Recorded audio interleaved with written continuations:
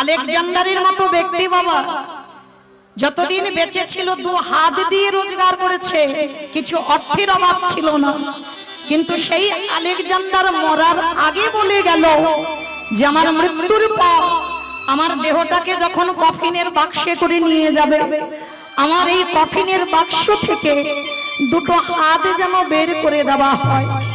সবাই প্রশ্ন করেছিল কেন? বলে আমি আলেকজান্ডার হয়ে জগৎকে দেখাতে চাই, ওরে জগৎ এসেছিলাম খালি হাতে, যেদিন চলে যাচ্ছে সেদিনও খালি হাতে।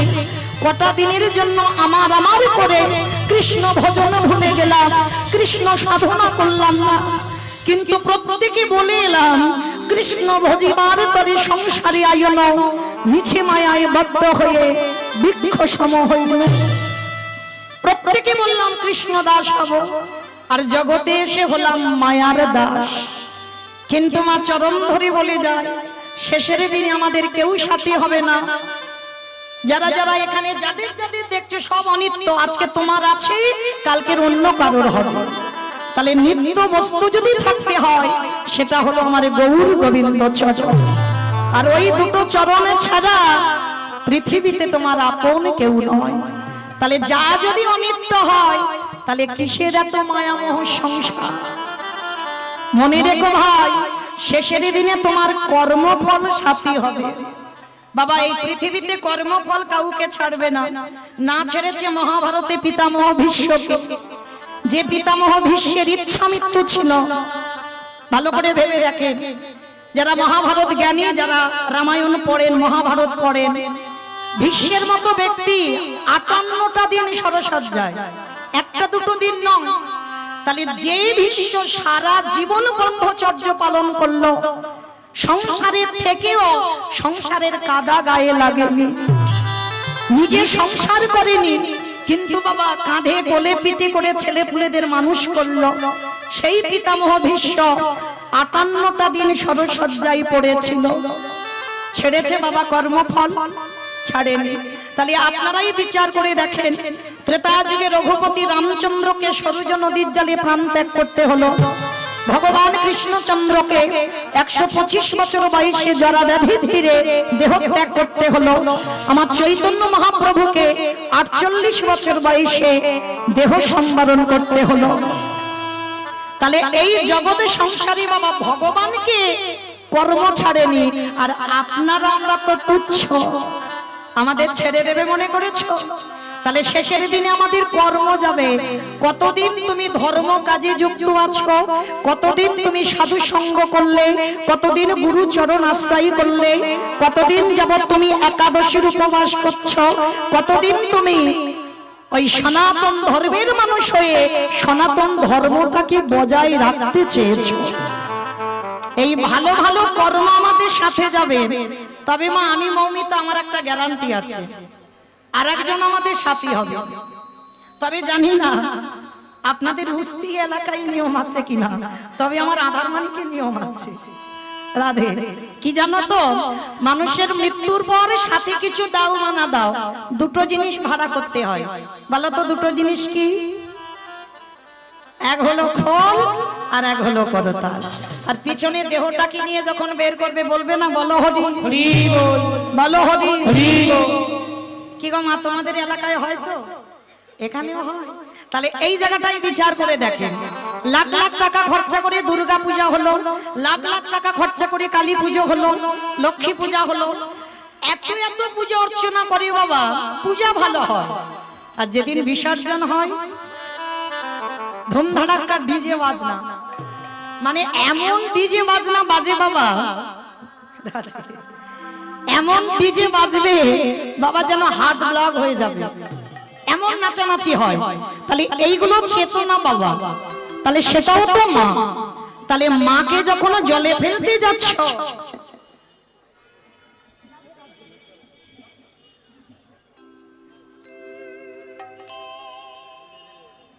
উলুধ্বনি উলুধ্বনি।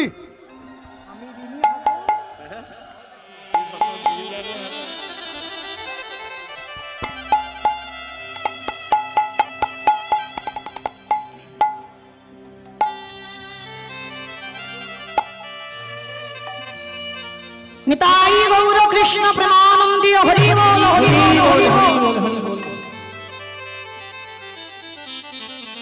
তালি বাবা, এই জগতের সংসারের শেষের দিনে যেদিন আমরা ঠাকুর বিসর্জনে যাচ্ছি লরিতে করে ডিজে বাজনা বাজালাম, আর যেদিন আমাদের দেহটা বিসর্জন হবে সেদিন কি বাবা লরিতে করে একটা ডিজে বাজালে হতো না, হওয়ালে হতো? তাহলে হওয়াচ্ছি না কেন? এই জায়গায় চৈতন্য মহাপ্রভু শিক্ষা দিলেন, ওরে কলিরজি ভালো করে পিছনে চেয়ে দেয়, এলি খালি হাতে যাচ্ছিস খালি হাতে, যতই আমারে আমারে করে মরিস না কেন শেষের দিনে কেউ তোর সঙ্গী হবে না। তাহলে সাথী হবে কর্মফল, আর কে সাথে যাবে? যাত্রা, নাটক, ফাংশন, থিয়েটার কিছু যাবে না, যাবে কে? এই হরি নামে যাবে।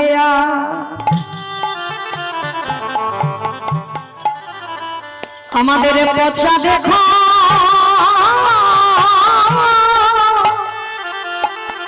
দেহ যাবে,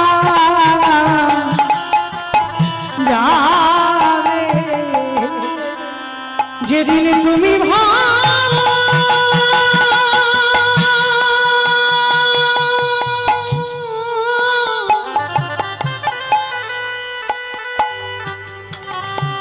যেদিন তুমি ভাবো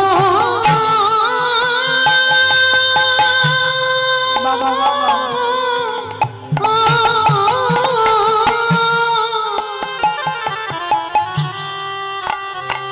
যেদিন তুমি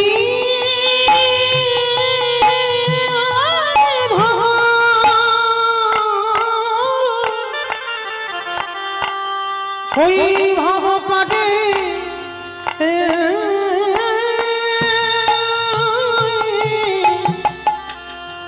পড়ে যাবে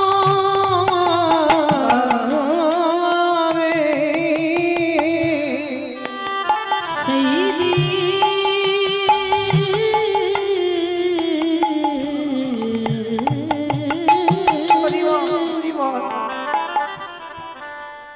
সেই দিনে নামে যাবে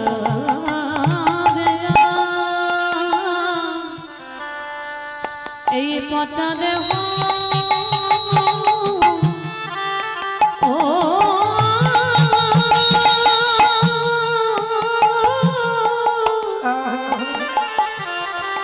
দেহ যাবে।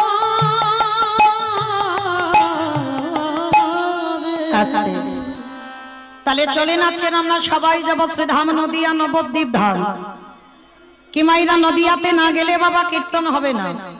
সে যত বড় বড় কীর্তনিয়া আসুক না কেন, নদিয়ায় যদি আমার গৌরকে ডাকা না হয় কীর্তন হবে না। কেন না? সংকীর্তন পিতা শ্রীকৃষ্ণ চৈতন্য, সংকীর্তন যজ্ঞে তারে যেই ভজে সেই বড় ধন্য। তাহলে যাতে আমাদের সবার মঙ্গল হয়, মঙ্গলের জন্য চলেন একটু নদিয়ায় যাব। কি মাইরা সবাই নদিয়ায় যাবেন তো? সবাই যাবেন? বাহ, চলো একটু ঘুরে আসি। তবে দেহগুলো নিয়ে রাত্রিবেলা যাব না, দেহ থাক, মনগুলো নিয়ে যাব সুরধনী গঙ্গায়। আর সুরধনী গঙ্গায় গিয়ে দেখব সত্যতে নারায়ণ, ত্রেতাতে রাম, দাপরে কৃষ্ণ, কলিতে হলো গৌরাঙ্গ। আর যেদিন আমার প্রভু নদিয়ায় এসেছিল, নদিয়ার অবস্থাটা কেমন ছিল জানো? বৈষ্ণব মহাজনেরা বৈষ্ণব পদ লিখছে বাবা, কত সুন্দর কথা দেখো। ওগো নদিয়া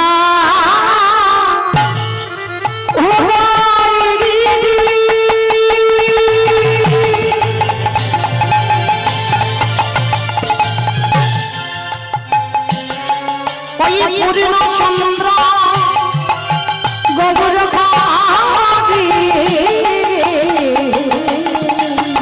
ওই নদীরা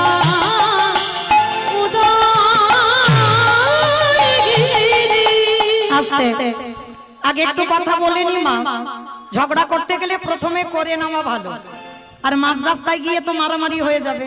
তাহলে আগে করে নি। এই কীর্তন শুনতে গেলে আমার প্রভুর জন্য একটু কাজকর্ম করতে হয়। আর বিশেষ করে আপনারা জানেন তো এখনো কিন্তু দামোদর ব্রতর মাসে বসে আছে, বড় ধন্যাতি ধন্য মাস। তাহলে এই ধন্যাতি ধন্য মাসে কীর্তন আসরে বসে প্রভুর জন্য কর্ম করব। সে কর্মগুলো কেমন হবে? বসে বসে ঘুমাতে হবে? আজকে শেষ দিন, কালকে থেকে কেউ জ্বালাবে না, তাহলে আজকের ঘুমাবে না। তিনটে ধ্বনি, শঙ্কর ধ্বনি, উলুর ধ্বনি। আর যাদের যাদের হাতগুলো এসেছে না, আজকের হাত এসেছে, কারণ আজকের ওই যে খিচুড়ি প্রসাদ আছে আজ এসেছে। কই দেখি যাদের যাদের হাত এসেছে একবার দেখাও। নিতাই গৌর প্রেমানন্দে হরি হরি বল, হরি বল। বেশ, কই দেখি আবার একটু উলুর ধ্বনি দিয়ে দেখান দেখি। আজ নদী কা ও রাগিনী আমার গোদারি ও না গোদারি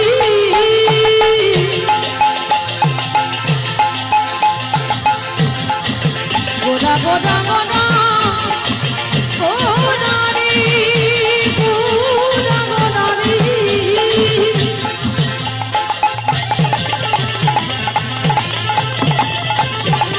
ওই নদী আর চাঁদ করা আমার রানী নিতাই গৌর প্রেমানন্দে হরি খুদা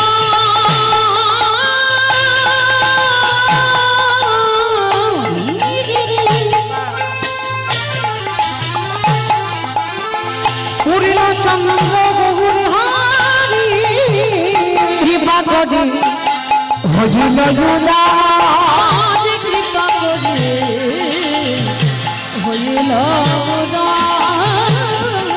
আজ কৃপা করে হইল গুলা ওই না সোনার নদিয়া গৌর দয়া ভালো সোনার নদী গৌর গায়ে হল ওই না রাধা প্রেমে আস্বাদিতে নদিয়াতে উদয় হল এই বলির জীবে উদ্ধারিতে নদিয়াতে উদয় মুখে জয় রাধে শ্রী রাধে নদিয়াতে উদয় হল নিতাই গৌর হরি নদিয়াতে উদয় হল নদিয়াতে উদয় হল আজ কৃপা করে হইল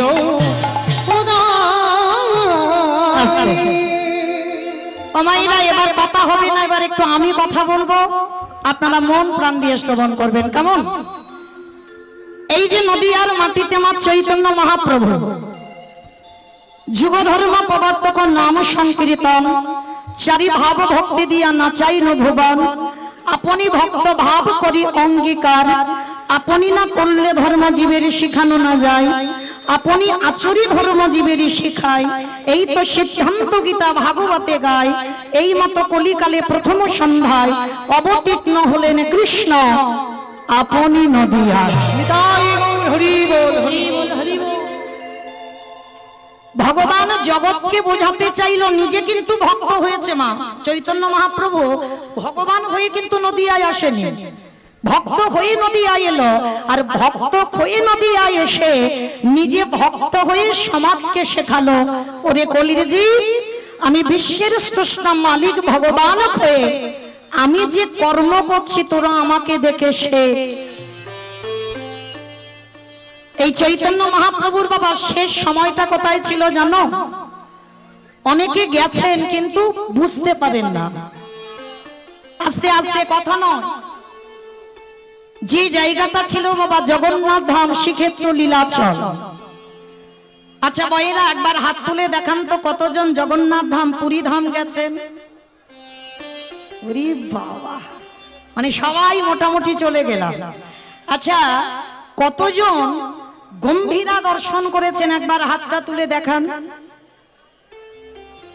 বেশ, আচ্ছা কতজন সিদ্ধ বকুল দর্শন করেছেন একবার দেখান। আর কতজন সমুদ্রে ঢেউ খেয়েছেন একবার দেখান। দেখেছো তো, এই হচ্ছে সমাজ। পুরী ধামে গেলাম আমরা, এতজন ভক্ত হাত তুললাম, সমুদ্রে পাল্টি খেলাম বাবা, ওখানে 4 দিন যদি থাকি কম করে 3 দিন পাল্টি খেয়েছি। আর লক্ষ্য করেন এদিকে গম্ভীরা চিল্লাম না, এদিকে সিদ্ধ বকুল চিল্লাম না। অনেকে হরিদাস ঠাকুরের সমাধিটা দেখেছে, কিন্তু হয়তো দেখেছো মনে রাখতে পারো। কিন্তু এটাই বাবা আমরা কলির জ্ঞান অন্ধ, যে জায়গাগুলো বড় মূল্যবান, যে জায়গাগুলো পরশ করলে আমাদের মতো মনুষ্য জীবন ধন্য হয়ে যায়, সেই জায়গাগুলোই আমরা পদধূলা দিতে চাই না বাবা। এই যে মহাপ্রভু অন্তিম সময় মানে শেষ সময় যেখানে কাটাতো, যে জায়গাটার নাম হচ্ছে গম্ভীরা, আর ওখানের মানুষরা বলে রাধাকান্ত মঠ। এই রাধাকান্ত মঠের পাশেই আছে বাবা সিদ্ধ বকুল। দেখবেন একটা বকুল গাছ, এখনো গিয়ে দেখবেন, পৃথিবী যতদিন থাকবে ততদিন গিয়ে দেখতে পাবে এই সিদ্ধ বকুল গাছ। দেখবে মা গোড়াতে কোনো মাটি নেই, কোনো মাটি নেই, কিন্তু এখনো নতুন করে আবার গাছের ডালপালা জন্মায়, আবার নতুন করে গাছটা যেন বেঁচে ওঠে। কি করে হয়? যে গাছের কোনো গোড়াতে মাটি থাকে না, যে গাছের ভিতরে বাবা কোনো শস্য জাতীয় কোনো বস্তু থাকে না, সে কি করে বাঁচে? কিন্তু আগে তো আমাদের জানতে হবে ওই সিদ্ধ বকুলটার জন্মটা কিভাবে হয়েছে। তারপরে তো এই সিদ্ধ বকুলের জন্ম যেমন তেমন ভাবে হয়নি বাবা। এই পৃথিবীর মাটিতে সব থেকে নাম জপ বেশি করতো বাবা নামাচার্য হরিদাস ঠাকুর। ওনার মতো নাম জপ কেউ করতে পারেনি, কোনোদিন করতে পারেনি। বড় মূল্যবান কথা মা, একটু মন প্রাণ দিয়ে আস্বাদন করবেন কেমন? এই যে হরিদাস ঠাকুর প্রতিনিয়ত যেখানে সিদ্ধ বকুল গাছ আছে, তখন বকুল গাছের জন্ম হয়নি, বকুল গাছে জন্মাবার আগে হরিদাস ঠাকুর প্রতিনিয়ত ওখানে বসে বসে নাম জপ করত। আর ভক্ত কাকে বলে জানো? শিখে না। এই হরিদাস ঠাকুর এই আঠা মাখিয়ে রুটি বানিয়ে তারপরে সেকে খাবে না। হরিদাস ঠাকুর এমনই একজন ভক্ত ছিল, মনে মনে ভাবতো গৌর হরি, সেই তো ওই আঠাটা গিয়ে পেটেতে গলে যাবে, তাহলে কিসের জন্য আমি এত পরিশ্রম করে আমাকে রুটি বানাতে হবে? তার থেকে যদি আমি গ্লাসে আঠাটা গুলে খেয়ে নিই, তাতে তো আমার সময় নষ্ট হবে না, আর ততক্ষণে তো আমার নাম জপটা হবে। ভাবতে পারছেন মা? রুটি বানাতে টাইম লাগবে, নাম জপের সংখ্যা কমে যাবে, ওই জন্য গ্লাসে করে আঠা গুলে রোজ খেয়ে নেয়। একদিন আমার ভগবানের অন্তরে বড় ব্যথা লাগলো, ভক্ত আমার নাম জপ করবার জন্য রুটি বানাচ্ছে না, শুধুমাত্র গ্লাসে আঠা গুলে খেয়ে নেয়। এত বড় ভক্ত আমার। যাই, মহাপ্রভু গম্ভীরা থেকে এসে হরিদাসকে হৃদয়ে নিয়ে বলছে, হরিদাস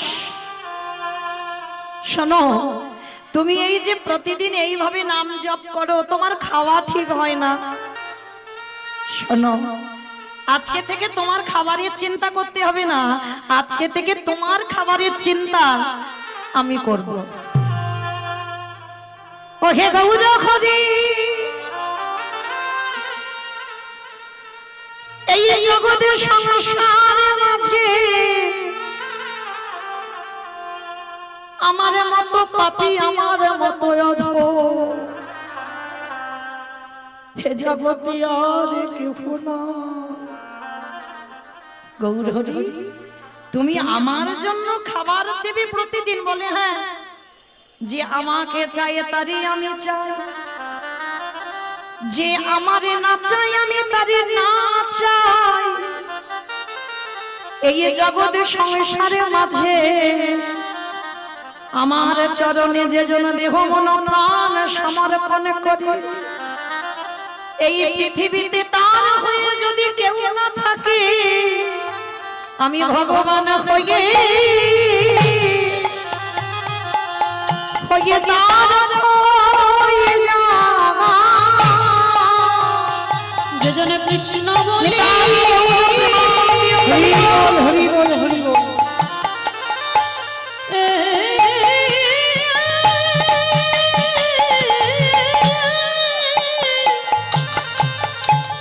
যে জন কৃষ্ণ বলি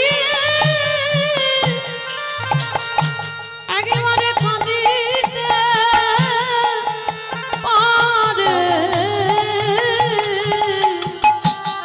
আমি জীবনের মতো তার হয়ে যায়।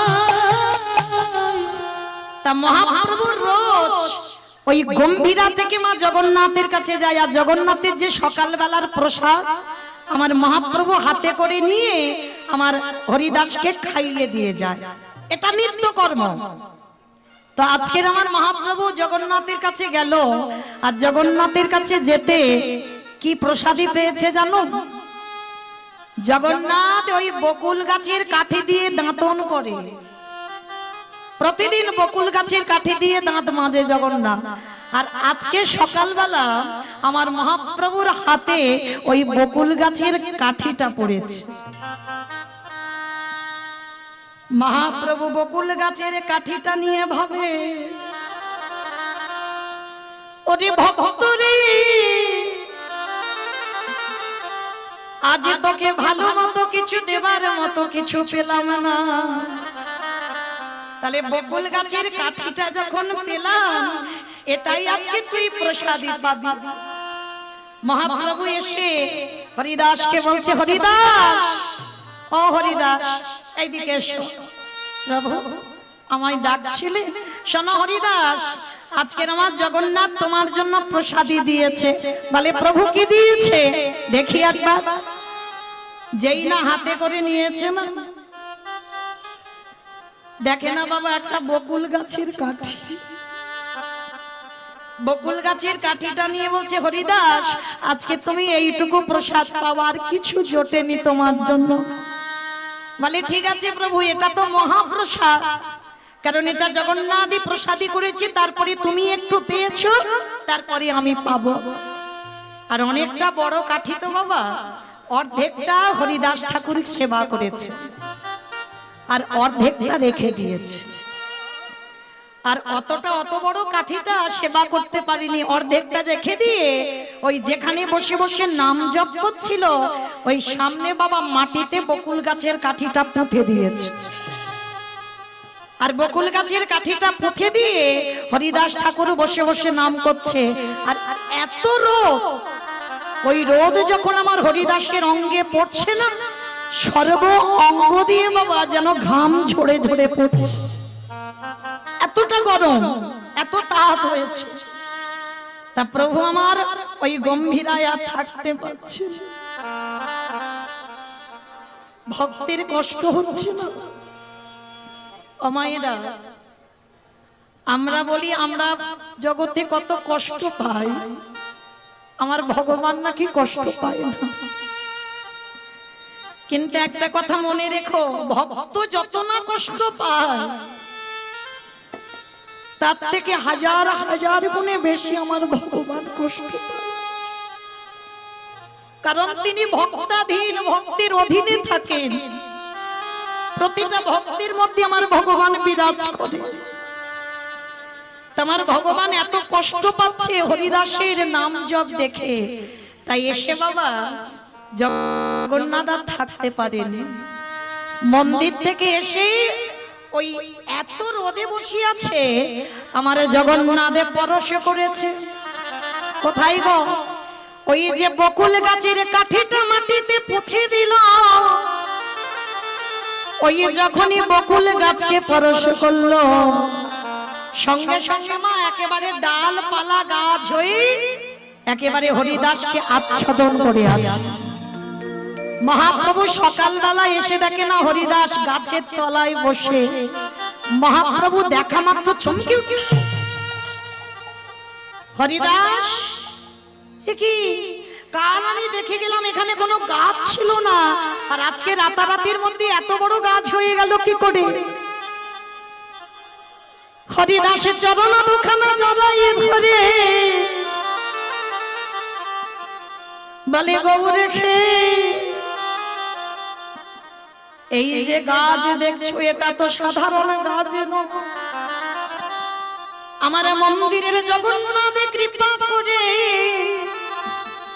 ওই গাছটাকে পরশ করে বকুল গাছ করে দিল, যাতে আমার ভক্ত যেন কষ্ট না পায়।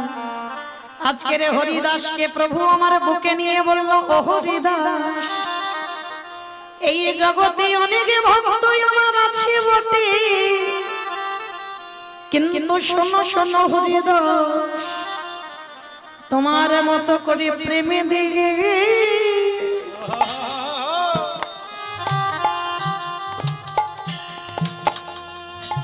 প্রেমে দিয়ে আমায় কেহ না কে না, সবাই মন্ত্রে তন্ত্রে তাই গৌর প্রেমা হরি বল হরি বল।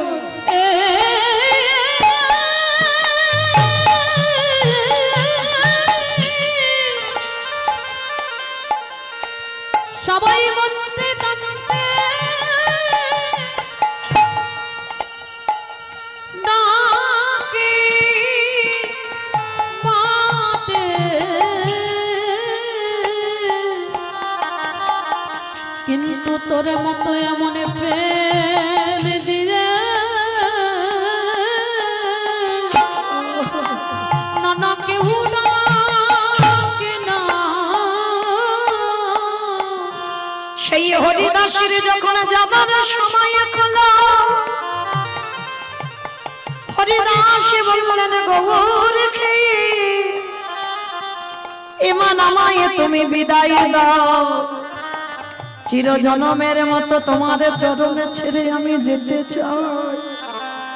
আস্তে ও মায়েরা, যদি ভগবানকে কোনোদিন ভালোবাসো, এইভাবে ভালোবাসো, তুমি ভগবানকে ছেড়ে চলে যাবে, কিন্তু আমার ভগবান কোনোদিন ভক্তকে ছেড়ে যায়। আর যদি কোনোদিন ভগবানের কাছে কিছু চাইবার থাকে, আমি অধম বাবা, আমি ভজনেরও কিছু বুঝি না,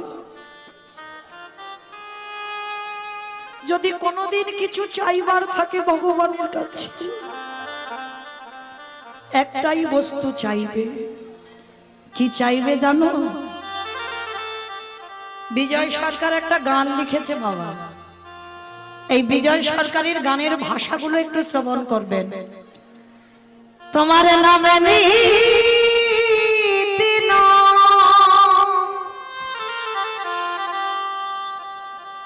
নয়ন ঝরে,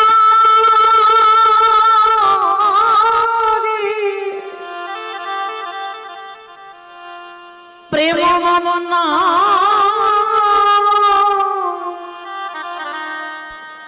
ভেসে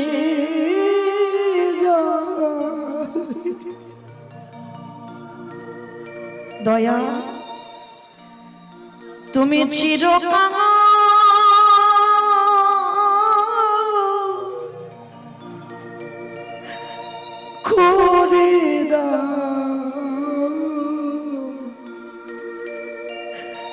করে দাও ধরা, তোমার নামে নীতি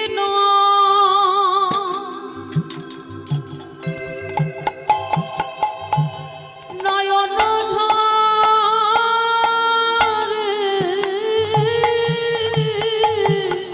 ভগবানের কাছে কোনদিন ধর্ম হতে ছিল না।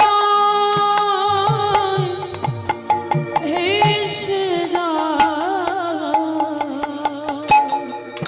বাবা চিরকাল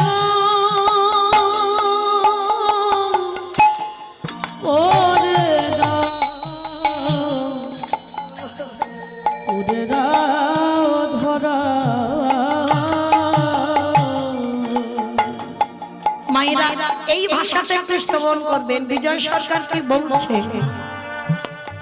আবার যদি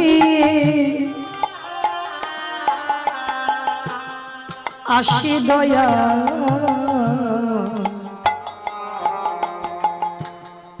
এ ভব সংসারে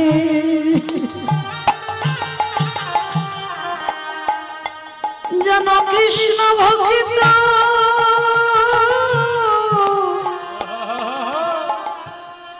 মায়ের গর্ভে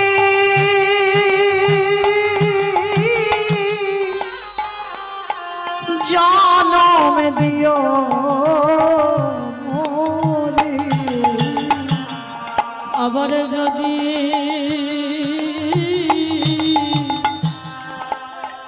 আসি দয়া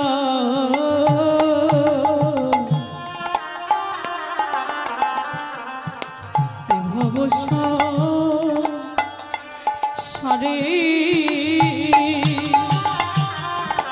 যেন কৃষ্ণ ভক্তি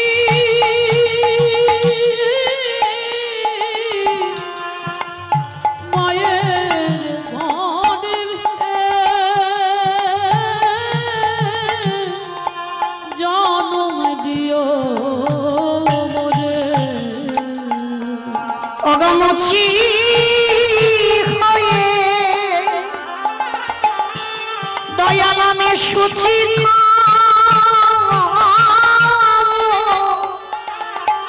সেদিন মতি হয়ে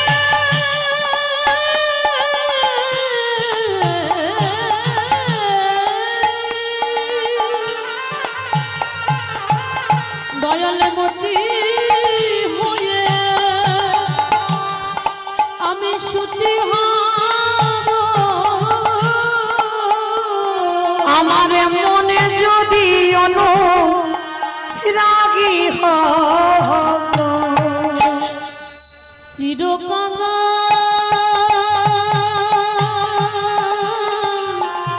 করে নিতাই গৌর প্রেমানন্দে হরি বল হরি বল হরি বল।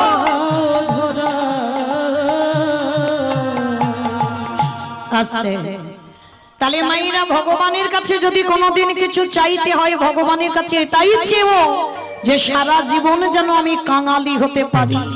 ও মাইরা মনে রেখো একটা নারী পারে তার সংসারটা পরিবর্তন করতে, একটা পুরুষ নয়।